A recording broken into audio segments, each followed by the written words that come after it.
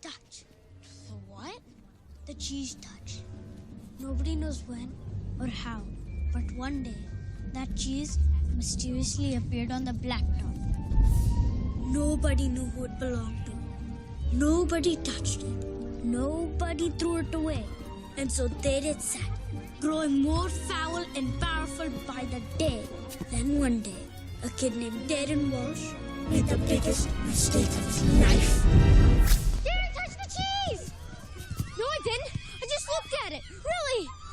Darren had the cheese touch.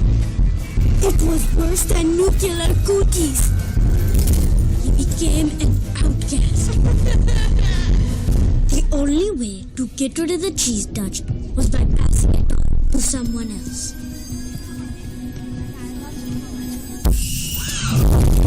And so began the cheese touch fight. Friend killing brother killing sister.